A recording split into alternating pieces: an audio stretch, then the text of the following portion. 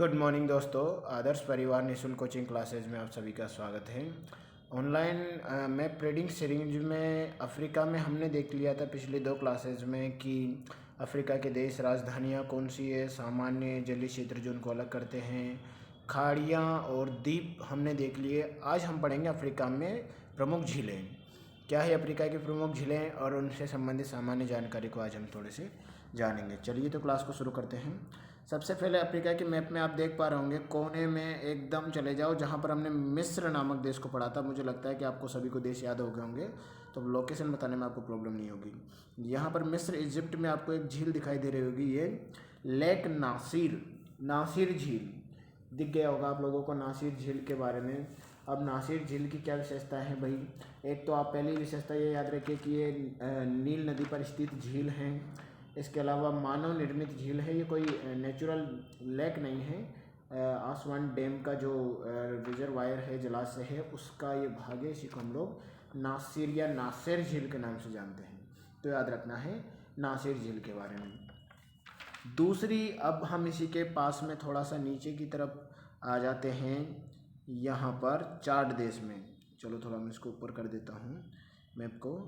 Okay, यहाँ पर आपको दिखाई दे रही होगी, यहाँ पर एक और झील है, ये चाड झील। चाड झील की विशेषता है, चाड देश के नाम पर ही इसका नाम चाड झील रखा गया है। अब इसकी लोकेशन आप देखोगे तो दो पॉइंटों में ये झील है, यानी कि दो बिंदुओं के रूप में मौजूद ये झील है। इसकी सीमा 3 देशों से लगी हुई है। एक चाड स्वयं है, दूसरा है नाइजर जो इसके उत्तर में है, उत्तर पश्चिम में, और नाइजीरिया जो इसके दक्षिणी भाग में है। तो चाड की जो सीमा है नाइजीरिया, और साथ में आप देखोगे कि जो चाड झील है वो कैमरून देश के साथ में भी ये सीमा साझा करती है, ये याद रखना है हमें। और इसकी विशेषता क्या है कि वायु अपर्दित जो बेसिन है उससे निर्मित झील है, यानी वायु के अपर्दन से वायु अपने साथ क्या किया, वायु ने अपने साथ किसी बड़ी क्षेत्र की मिट्टी को काट काट कर उसने इसमें गड्ढा कर दिया। जब इस क्षेत्र में किसी कारण उस पानी भर गया तो इसमें एक झील का निर्माण हो गया। तो इस प्रकार निर्मित झील को हम लोग क्या बोलते हैं, वायु अपर्दन से निर्मित झील। तो याद रखना है चाड झील की विशेषता है। चलिए अब थोड़ा सा आगे की तरफ हम लोग बढ़ते हैं। अगले झील में आपको बताता हूँ, जिसको जाना जाता है विक्टोरिया झील के नाम से। याद रखना है विक्टोरिया झील सबसे बड़ी झील है ये अफ्रीका की। और इसकी विशेषता क्या है, एक तरफ इसकी सीमा में पश्चिम की तरफ आप देखोगे विक्टोरिया झील के, तो एक तरफ आपको मिलेगा युगांडा, एक तरफ मिलेगा आपको केन्या, और एक तरफ मिलेगा आपको तंजानिया। तो 3 देशों के साथ में सीमा बनाए हुए हैं, युगांडा, केन्या और तंजानिया। पूछा जा सकता है ये, और विश्व की तीसरी नंबर की सबसे बड़ी झील है ये। पहला आप लोग देखोगे सबसे नंबर 1 झील है वह कैस्पियन सागर है बड़ी में। दूसरी जो संयुक्त राज्य अमेरिका में मौजूद सुपीरियर झील है वह है। उसके बाद में विश्व की तीसरी बड़ी झील है विक्टोरिया झील। इसी विक्टोरिया झील से दोस्तों नील नदी निकली है, जो वाइट नील है, नील नदी निकली है। नील की जो वाइट नील या सफ़ेद नील जो शाखा है वो यहीं से निकली है। और इसी के किनारे पर आप देखोगे युगांडा की कैपिटल कंपाला बसी हुई है, और पूर्व में जो केन्या का शहर है किसुमु वो भी इसी पे बसा हुआ है विक्टोरिया झील पर। तो याद रखना है विक्टोरिया झील की विशेषताएं के बारे में हमें। अगली झील की हम लोग बात करते हैं, थोड़ा सा ऊपर की तरफ मैं आपको बताता हूँ। उत्तर में आप यहाँ पर एक देख पा रहे होंगे टाना झील। यहाँ पर टाना झील जो है इथोपिया में पड़ती है ये, और इथोपियन हाईलैंड का पार्ट है ये, इथोपियन उच्च भूमि का एक भाग है टाना झील। अब इसकी विशेषता है क्या है कि टाना झील से ही जो नील नदी की शाखा है ब्लू नील वो निकलकर आगे जाके सूडान की कैपिटल खार्तूम में वाइट नील में शामिल हो जाती है, और विश्व की सबसे लंबी नदी का निर्माण करती है, जो आगे जाके मिस्र में डेल्टा के रूप में गिरती है। नदियों के बारे में आगे हम लोग पढ़ेंगे, आज हम अभी थोड़ा सा झीलों के बारे में जान लेते हैं। तो टाना झील से ब्लू नील निकली है, विक्टोरिया झील से नीली नील या वाइट नील निकली, वाइट नील या सफ़ेद नील निकली है विक्टोरिया झील से, और ब्लू नील टाना झील से। चलिए अब थोड़ा सा आगे बढ़ जाते हैं हम लोग। अब एकदम हम नीचे की तरफ चलेंगे। अब भ्रंश घाटी झीलों की हम लोग बात नहीं कर रहे, अभी भ्रंश घाटी झीलों को हम लोग देखेंगे बाद में। अभी हम सामान्य झीलों की चर्चा कर लेते हैं। अब दक्षिण में आप लोग देखोगे तो आपको एक और झील दिखाई देगी, करीबा झील, मैं आपको साइन कर देता हूँ यहाँ पर, आपको ये मिल जाएगी, ये रही करीबा झील। और इसी के उत्तर में आप देखोगे कि एक डैम बना हुआ है करीबा बांध के नाम से, जिसको जाना जाता है। यहाँ पर इस पर एक करीबा डैम भी बना हुआ है। तो ये करीबा झील जो है, इसकी विशेषता है कि ये जाम्बिया और जिम्बाब्वे की सीमा पर मौजूद है, और ये भी एक मानव निर्मित झील है करीबा। इसमें भी कोई प्राकृतिक नहीं है। करीबा डैम का जो पानी था, पिछला वाला भाग था, उसी में इसका निर्माण हुआ करीबा झील का। तो याद रखना है, जाम्बिया जिम्बाब्वे की सीमा पर है करीबा झील।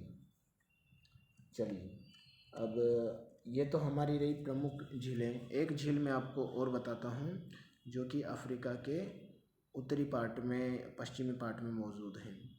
चलिए, यहाँ पर आप देख पाओगे जो घाना देश है, यहीं पर आपको एक झील मिलेगी, वोल्टा झील। ये देखिए लिखा हुआ है दोस्तों, वोल्टा झील।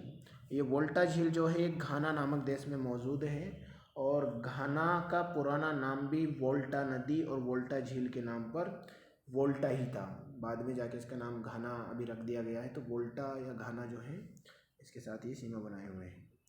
चलिए, अब थोड़ा सा, ये तो हमने देखी जो प्रमुख झीलें थी। अब भ्रंश घाटी की झीलों की बात हम लोग कर लेते हैं। भ्रंश घाटी क्षेत्र, इससे पहले मैं आपको भ्रंश घाटी की झीलें बताऊं, आप थोड़ा सा एक झील के बारे में और देख लें। आपको जिबूती, पूर्व में मैंने आपको बताया था, हॉर्न ऑफ अफ्रीका का एक देश है। वहीं पर जिबूती में एक झील है जिसका नाम है अस्साल झील, अस्साल लेक। अब इस अस्साल झील की, अस्साल लेक की विशेषता क्या है? आप देखोगे कि अस्साल झील जो है, ये अफ्रीका का सबसे निम्नतम बिंदु है, अफ्रीका का सबसे निचला बिंदु है अस्साल झील। जिबूती में मौजूद है ये, और अफ्रीका का सबसे निचला बिंदु है अस्साल। तो याद रखना है, 156 मीटर कुछ ऐसा इसकी गहराई है अस्साल झील की। ये अफ्रीका की सबसे निचला क्षेत्र है। ओके, देन अब हम बात करते हैं, यहीं से थोड़ा सा ऊपर से हम शुरुआत कर देते हैं। आप देख पाओगे एक झील आपको यहीं पर दिखाई देगी, तुर्काना झील। देखिए यहाँ पर, ये इसी के जस्ट ऊपर लिखी हुई है तुर्काना झील। ये तुर्काना झील जो है, इसकी विशेषता क्या है? एक तो ये दो देशों के मध्य पड़ती है। ऊपर में इसके इथोपिया है, नीचे केन्या है। तो केन्या और इथोपिया की सीमा पर ये मौजूद है, और ये भ्रंश घाटी में निर्मित एक लंबी झील है। भ्रंश घाटी यानी कि रिफ्ट वैली में। तो रिफ्ट वैली की झीलों में तुर्काना झील हो गई। इसके अलावा नीचे की तरफ चलते हैं। अब एक और झील इसी के नीचे आपको दिखाई देगी, तुर्काना के नीचे।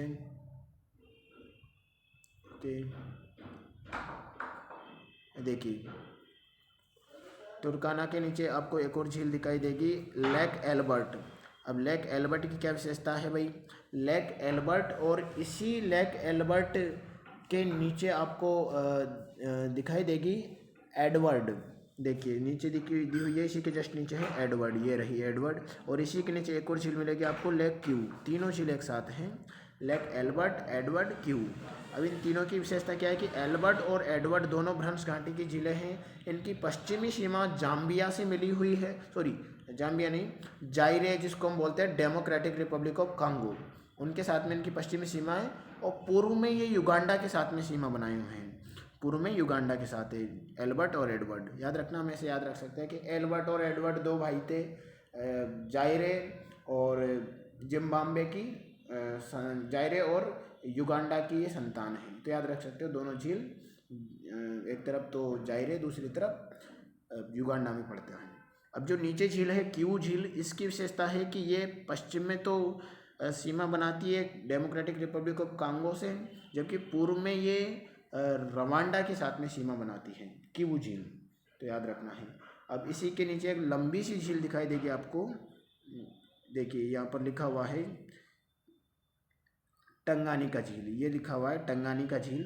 तो ये टंगानिका झील जो है, इसी भ्रंश घाटी क्षेत्र में आपको दिख रहा होगा, ये भ्रंश घाटी है, इसी में मौजूद ये झील हैं। तो टंगानिका झील जो है, इसी का एक भाग है भ्रंश घाटी का। और टंगानिका झील काफ़ी लंबी झील है भैया। टंगानिका झील की विशेषता क्या है कि ये विश्व की दूसरी सबसे गहरी झील है। लेक बैकाल के बारे में आपने सुना होगा ना, संयुक्त जो रूस है, रूस में जो सबसे गहरी झील है विश्व की, बैकाल झील।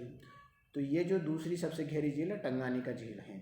अब इसकी उत्तरी सीमा में आप देखोगे कि उत्तरी सीमा में एक देश है बुरुंडी। यहाँ पर दिया होगा बुजुम्बरा कैपिटल वाला बुरुंडी। उत्तर में ये बुरुंडी के साथ में सीमा बनाए हुए हैं। दक्षिण में आप देखोगे कि इसकी सीमा जो है टंगानिका की ये जाम्बिया से मिली हुई है। और वेस्टर्न में आप देखोगे कि इसके जायरे, जिसको डेमोक्रेटिक रिपब्लिक ऑफ कांगो भी कहते हैं, उसके साथ। और पश्चिम में ये जो है इसके साथ में तंजानिया के साथ में सीमा साझा करता है। तो याद रखना है 4 देशों के साथ में टंगानिका झील विश्व की दूसरी सबसे गहरी झील, ये इसकी विशेषता है। चलिए अब थोड़ा सा और नीचे की तरफ हम लोग आगे बढ़ते हैं। आपको टंगानिका झील यहाँ पर भी दिखाई दे जाएगी, ये रही टंगानिका झील ऊपर में। अब नीचे फिर आपको दिखाई देगी एक और झील, लेक न्यासा। देखिए यहाँ पर एक लंबे वाले क्षेत्र में एक झील दिखाई देगी आपको, लेक न्यासा।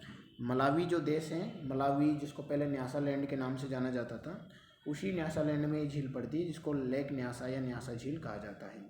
इसकी उत्तरी सीमा तंजानिया के साथ और निचली जो सीमा है वो मोजाम्बिक के साथ में मिलती है। और एक तरफ इसके मलावी नामक देश है, यानी कि उत्तर में आपको मिल जाएगा तंजानिया, पूर्व में मिल जाएगा इसका मोजाम्बिक, और पश्चिम में है मलावी नामक एक पतला सा लंबा सा देश, जिसको अफ्रीका का स्विट्जरलैंड भी कहा जाता है, मलावी को, न्यासालैंड को।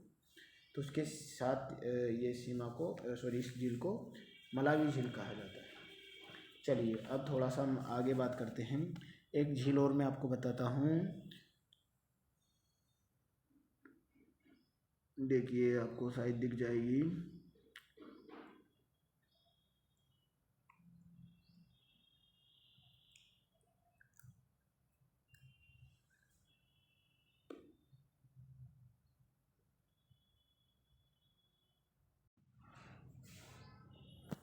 चलिए तो मैं आपको बता रहा था एक झील की और चर्चा मैं आपसे कर रहा था, एमवेरू या मवेरू जिसको कहा जाता है।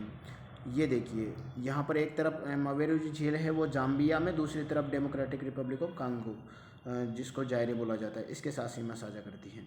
तो एक तरफ डीआरसी और एक तरफ आप देखोगे कि जाम्बिया, जिसको उत्तरी रोडेशिया कहा जाता है, उसके साथ उसी में भ्रंश घाटी क्षेत्र में मौजूद है झीलें हैं। और भी बहुत सारी झीलें हैं इसमें, लेकिन हमने देखी इसमें फेमस झीलें कौन कौन सी है, प्रमुख महत्वपूर्ण झीलें कौन कौन सी हैं। चलिए तो ये लगभग झीलें हैं। और भी कुछ झीलें आप थोड़ा बहुत देख सकते हो, जैसा कि ऊपर में आप देखोगे रुकवा झील है, ये भी थोड़ा इम्पोर्टेंस रखती है, तंजानिया में मौजूद है रुकवा झील पूरी तरीके से उत्तर में। तो ये भी एक झील है। ये प्रमुख झीलें हमने मुख्य रूप से इसकी देखी कि अन्य सामान्य झील कौन सी थी, और ऐसी झीलें जो कि भ्रंश घाटी में मौजूद है। तो भ्रंश घाटी की झीलें आप लोग एक बार फिर से मेरे साथ दोहराएं, कौन कौन सी भ्रंश घाटी की झीलें हमने कौन कौन सी पढ़ी थी। मैं एक बार इसको जूम करके ऊपर से लेता हुआ चलता हूँ। चलिए अब मेरे साथ बताइएगा। सबसे पहले हमने बात करी थी कौन सी, तुर्काना झील जिसको रुडोल्फ झील भी कहा जाता है। फिर उसके नीचे जो दूसरी झील है हम लोग ने देखी थी, तुर्काना झील के बगल में एडवर्ड और एलवर्ड जो कि युगांडा की सीमा पर थी जायरे के साथ। एक थी नीचे कीवू झील जो कि रवांडा के साथ सीमा साझा कर रही थी। फिर हमने देखी थी टंगानिका झील जो कि 4 देशों के साथ में बुरुंडी, जाम्बिया, डीआरसी और एक तरफ तंजानिया के साथ सीमा साझा कर रही थी। फिर हमने देखी लेक कीवू देख ली थी हमने, जो कि रवांडा के साथ सीमा साझा कर रही थी। इसी के साथ में हमने एमवेरू देखी जो कि जायरे और जाम्बिया की सीमा पर थी। फिर सबसे लंबी झील न्यासा झील या मलावी झील हमने देखी, जो कि निचले वाले क्षेत्र में मौजूद थी यहाँ पर। तो ये सारी झीलें हमने भ्रंश घाटी क्षेत्र में पड़ने वाली झीलें देखी थी। चलिए आपको अच्छा लगा होगा इन झीलों के संदर्भ में। फिर मिलते हैं अगले टॉपिक में नदियों के बारे में, कि नदियाँ कौन कौन सी हैं इस क्षेत्र में, तो नदियों के बारे में चर्चा रहेगी। धन्यवाद।